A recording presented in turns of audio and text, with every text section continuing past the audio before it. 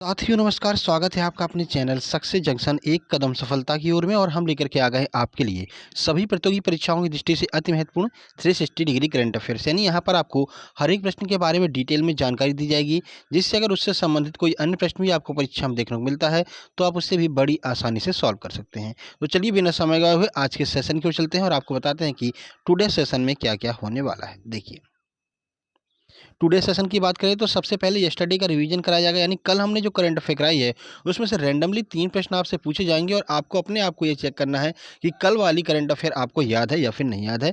उसके बाद में टुडे करंट अफेयर यानी आज के करंट अफेयर के महत्वपूर्ण प्रश्नों के बारे में आपको डिटेल में जानकारी दी जाएगी। उसके बाद में MP current affair, Madhya Pradesh current affair से संबंधित जितने भी महत्वपूर्ण प्रश्न बन रहे होंगे उनके बारे में आपको जानकारी दी जाएगी। उसके बाद में रिसेंट एग्जाम्स क्वेश्चन, यानी अभी हाल ही में जो भी एग्जाम हुए हैं उनमें किस तरह के प्रश्न आए हैं, उन प्रश्नों को बाकायदा एग्जाम पेपर से स्क्रीनशॉट खींच करके आपके सामने लाया जाएगा और उन प्रश्नों का पोस्टमार्टम किया जाएगा, यानी उन प्रश्नों के बारे में भी जानकारी दी जाएगी कि अभी कैसे प्रश्न आए हैं और आगे कैसे प्रश्न आ सकते हैं। उसके बाद में स्टैटिक जीके, सभी प्रतियोगी परीक्षाओं की दृष्टि से अति महत्वपूर्ण होती है स्टैटिक जीके, तो स्टैटिक जीके के महत्वपूर्ण प्रश्नों को हम यहाँ पर सॉल्व कराएंगे। उसके बाद में होमवर्क, डेली हम आपसे एक प्रश्न पूछते हैं, उसका जवाब जो लोग भी देते हैं उनका नाम अगले दिन वीडियो के अंत में लिया जाता है।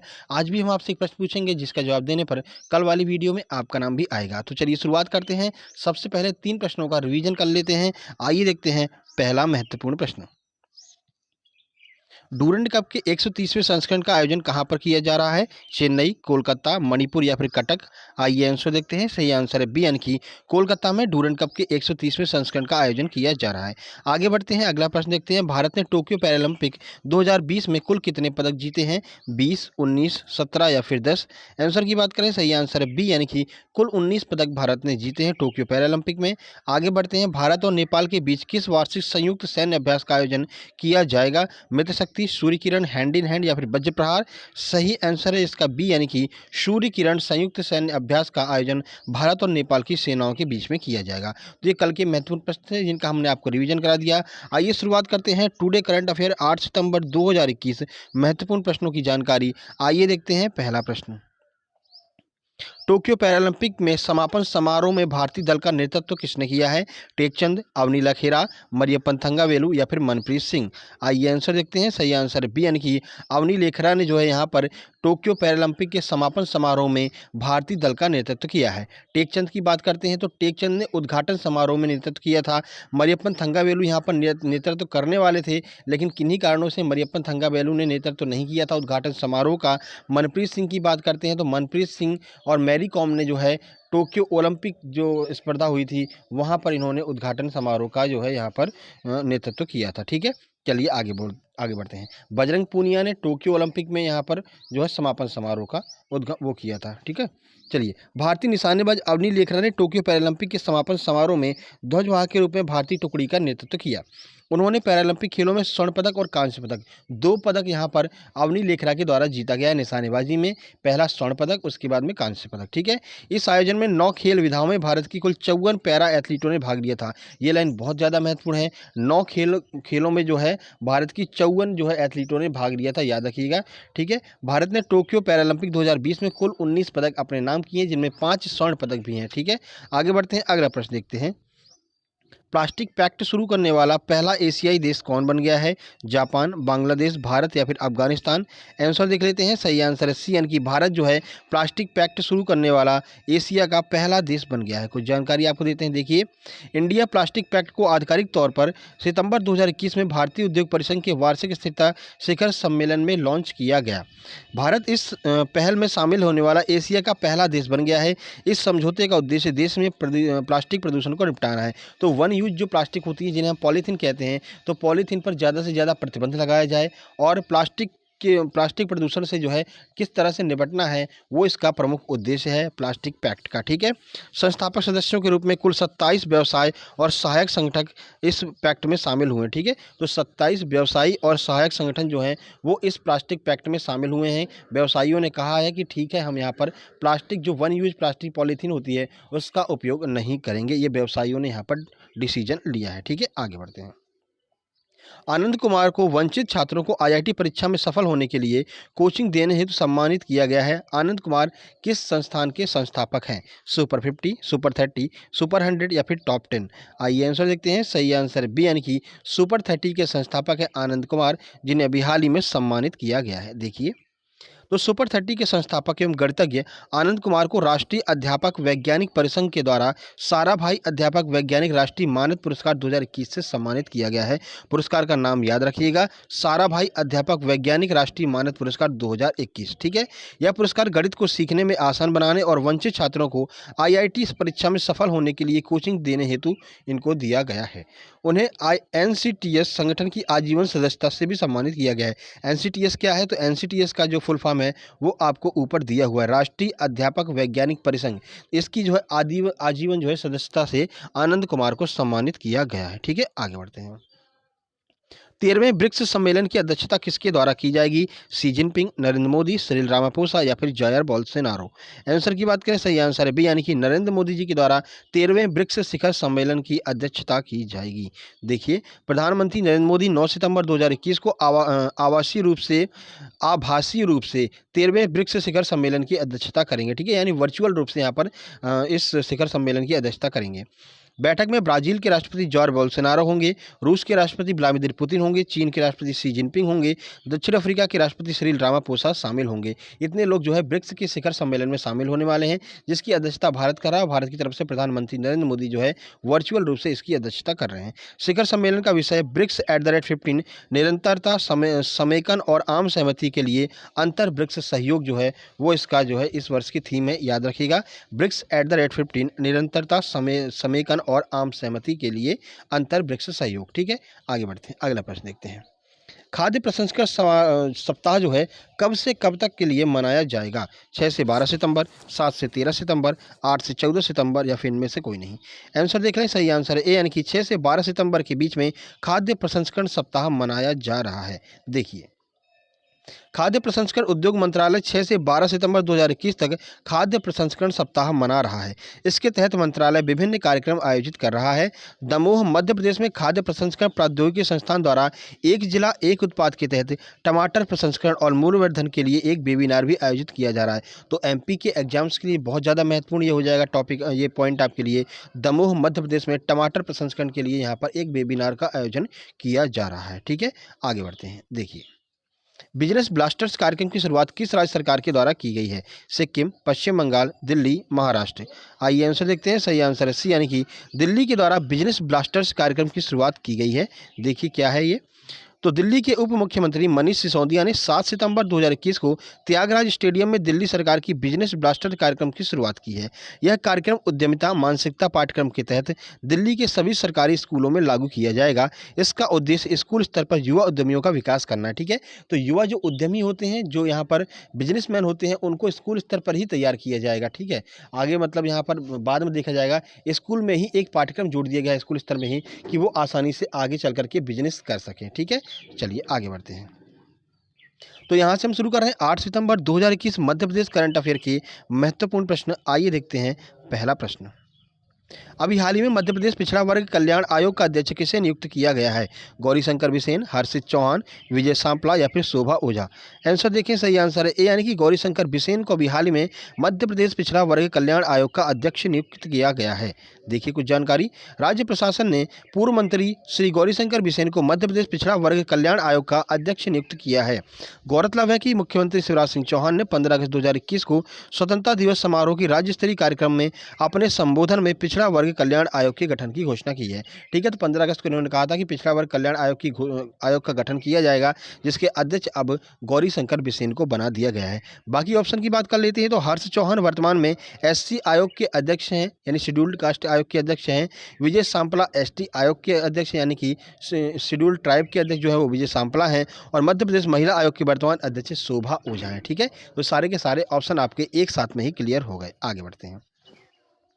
मध्य प्रदेश के किस शहर में प्रदेश की पहली महिला चालक यात्री बस को हरी झंडी दिखाकर रवाना किया गया है? इंदौर, उज्जैन, भोपाल, रतलाम? आइए आंसर देखें, सही आंसर है ए यानी कि इंदौर में यहाँ पर पहली महिला चालक जो यात्री बस है उसको हरी झंडी दिखा करके रवाना किया गया है। देखिए तो महिला चालकों के 1 माह के सफल प्रशिक्षण के बाद में इंदौर में आज प्रदेश की पहली महिला चालक यात्री बस को हरी झंडी दिखा करके रवाना किया गया। अधिकारियों ने बताया कि इंदौर की पूर्व होलकर राजवंश की शासक अहिल्याबाई होलकर की 226वीं जयंती के अवसर पर ये बसें जो हैं शुरू की गई हैं। पिंक बसों को चलाने के लिए 2 महिला चालकों ऋतु नरवाले 35 वर्ष और अर्चना कटारे 30 वर्ष को 1 माह का खास प्रशिक्षण दिया गया था। तो 2 महिला चालक हैं। महिला चालकों का नाम याद रखना है, ऋतु नरवाले जिनकी उम्र 35 वर्ष है, अर्चना कटारे जिनकी उम्र 30 वर्ष है, और इनको 1 माह का खास प्रशिक्षण दिया गया था इस बस को चलाने के लिए। ठीक है, चलिए आगे बढ़ते हैं। तो यहाँ से हम शुरू कर रहे हैं स्टैटिक जीके की सुपर स्टॉप क्लास। सभी परीक्षाओं के लिए अति महत्वपूर्ण प्रश्न। आइए देखते हैं पहला प्रश्न। जो रूट का संबंध किस खेल से है? Kabaddi, cricket, hockey, football. MPPSC में यह प्रश्न पूछा जा चुका है। आइए आंसर देखते हैं। सही आंसर है बी, यानी कि क्रिकेट से संबंधित हैं। जो रूट किस देश के खिलाड़ी हैं देख लेते हैं। तो जो रूट का संबंध क्रिकेट खेल से है। जो रूट जो है वर्तमान में इंग्लैंड के टेस्ट टीम के कप्तान है। तो याद रखिएगा, इंग्लैंड के बल्लेबाज हैं जो रूट, जिनका संबंध क्रिकेट से है। यह प्रश्न एमपीपीएससी पूछा जा चुका है एमपीपीएससी के एग्जाम में। आगे बढ़ते हैं। उकाई परियोजना किस राज्य में स्थित है? मध्य प्रदेश, गुजरात, राजस्थान, बिहार। आंसर देखते हैं। सही आंसर है यहाँ पर गुजरात, इसका सही आंसर हो जाएगा। यहाँ पर आंसर आप टिक कर लीजिए। आंसर जो है वो आपका बी है। ठीक है, गुजरात इसका बिल्कुल सही आंसर हो जाएगा। मार्क नहीं कर पाए आंसर, कोई दिक्कत नहीं है। ठीक है, तो गुजरात इसका बिल्कुल सही आंसर है। उकाई परियोजना गुजरात राज्य में चल रही है। यह परियोजना ताप्ती नदी पर गुजरात के सूरत जिले में सोनगढ़ नामक स्थान पर स्थित है। तो कहाँ पर, किस नदी पर है उकाई परियोजना? तो ताप्ती नदी पर उकाई परियोजना स्थित है। किस जिले में है? तो सूरत जिले के सोनगढ़ नामक स्थान पर यह परियोजना चल रही है, जिसका नाम है उकाई परियोजना। ठीक है, आगे बढ़ते हैं। सुंदरवन के जंगलों को किस तरह का वन कहा जाता है? पर्वतीय वन, शंकुधारी वन, मैंग्रोव वन या फिर जलीय घास के वन।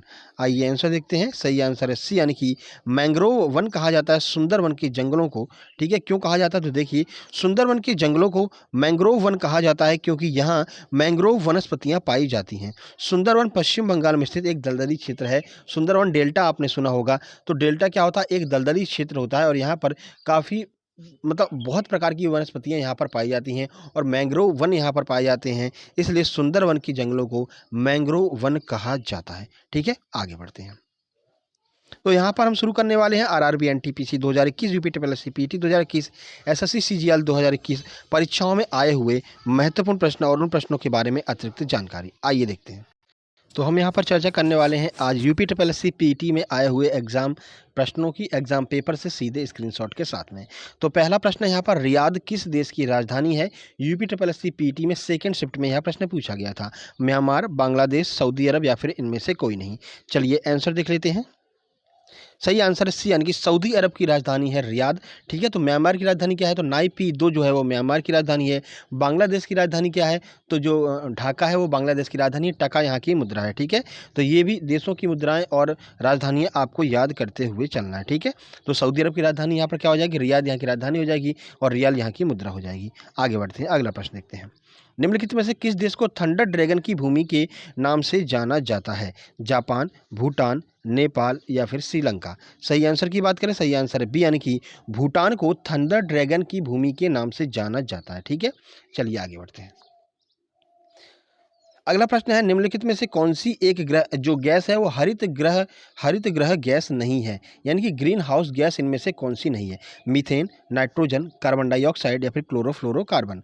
आंसर की बात करें, सही आंसर बी, यानी कि जो नाइट्रोजन है वो यहाँ पर एक ग्रीन हाउस गैस नहीं है। तो नाइट्रोजन नहीं है तो कौन सी है? तो इसी से मिलती जुलती नाइट्रस ऑक्साइड, जिसे हंसाने वाली गैस कहते हैं, वो यहाँ पर हरित ग्रह गैस यानी ग्रीन हाउस गैस होती है। और लोग यहीं पर कन्फ्यूज हो जाते हैं और नाइट्रोजन लगा करके चले जाते हैं। तो याद रखिएगा, नाइट्रोजन ग्रीन हाउस गैस नहीं है। बाकी मीथेन, कार्बन डाइऑक्साइड, क्लोरोफ्लोरोकार्बन, जलवाष्प, ये सभी जो है नाइट्रस ऑक्साइड, ये सभी जो है यहाँ पर ग्रीन हाउस गैसें होती हैं। नाइट्रोजन जो है वो ग्रीन हाउस गैस नहीं है, बल्कि नाइट्रस ऑक्साइड एक ग्रीन हाउस गैस है। ठीक है, आगे बढ़ते हैं।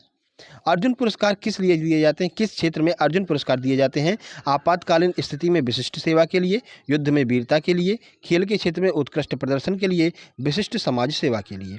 आंसर देखें, सही आंसर है सी, यानी कि खेल के क्षेत्र में उत्कृष्ट प्रदर्शन के लिए अर्जुन पुरस्कार प्रदान किए जाते हैं। हर वर्ष ये पुरस्कार 29 अगस्त को खेल दिवस के अवसर पर प्रदान किए जाते हैं। इस बार 29 अगस्त को खेल दिवस के अवसर पर ये पुरस्कार प्रदान नहीं किए गए हैं। क्योंकि पैरालंपिक यहाँ पर चल रहे थे, इस वजह से 29 अगस्त को खेल दिवस के अवसर पर ये पुरस्कार प्रदान नहीं किए गए हैं। ठीक है, चलिए, और आपको ये तो पता है राजीव गांधी खेल रत्न पुरस्कार का नाम बदल करके मेजर ध्यानचंद खेल रत्न पुरस्कार कर दिया गया है। ठीक है, तो अर्जुन पुरस्कार खेल क्षेत्र से संबंधित है। आगे बढ़ते हैं। तो कल के प्रश्न की बात कर लेते हैं। तो कल हमने आपसे पूछा था चंद्रशेखर आज़ाद एक महान क्रांतिकारी थे, उनका जन्म मध्य प्रदेश के किस जिले में हुआ था, किस जगह पर हुआ था? तो सही आंसर है भाभरा गांव में उनका जन्म हुआ था। भाभरा गांव याद रखिएगा। आइए देखते हैं किस किसने सही आंसर दिया है। तो माया वर्मा का कहना है अलीराजपुर जिले के भाभरा गाँव में। सेवक वर्मा का भी कहना है भाभरा अलीराजपुर भाभरा में 23 जुलाई 1906 को। उसके बाद में अलीराजपुर जिले के भाभरा गाँव में पुरुषोत्तम परमार का कहना है। शिल्पा वानखेड़े का भी अलीराजपुर कहना है। धनराज दामोर ने भी यहाँ पर अलीराजपुर बताया है और काफ़ी अच्छी जानकारी दी है। उसके बाद राहुल मालवीय ने भी यहाँ पर अलीराजपुर बताया है और काफ़ी अच्छी इन्होंने भी जानकारी दी है। राहुल मालवीय जी ने, सचिन पाराशर ने अलीराजपुर बताया है। धर्मेंद्र सूर्या ने यहाँ पर काफ़ी अच्छी जानकारी दी है। बहुत कुछ इन्होंने इस बारे में बताया है कब उनका जन्म हुआ था और कहाँ पर वे शहीद हुए थे। बहुत बहुत धन्यवाद धर्मेंद्र सूर्या जी। उसके बाद में अवंतिका शुक्ला ने भावरा ग्राम बताया है। सुनील कुशवाहा ने भी यहाँ पर अलीराजपुर जिले के भावरा ग्राम यहाँ पर कमेंट बॉक्स में कमेंट किया है। बहुत बहुत धन्यवाद आप लोगों का, ऐसे ही कमेंट बॉक्स में कमेंट करते रहिए। आइए देखते हैं आज का क्या प्रश्न है जिसे आपको कमेंट बॉक्स में कमेंट करना है। तो देखिए आज का प्रश्न, किस देश के स्टेडियम का नाम उस देश के प्रधानमंत्री के नाम पर रखा गया है? कमेंट बॉक्स में कमेंट जरूर कीजिए। प्रश्न थोड़ा ट्रिकी है, लेकिन अब ऐसे ही प्रश्न जो है घुमा करके आपके एग्जाम्स में पूछे जाते हैं। तो किस देश के स्टेडियम का नाम उस देश के प्रधानमंत्री के नाम पर रखा गया है? कमेंट बॉक्स में कमेंट करके जरूर बताइएगा। ठीक है, चलिए उसके आपको एक यहाँ पर हम वो दे देते हैं, क्या कहते हैं, क्लू दे देते हैं। ठीक है, तो पहले इस स्टेडियम का नाम यहाँ पर अहमदाबाद में जो है मोटेरा स्टेडियम हुआ करता था।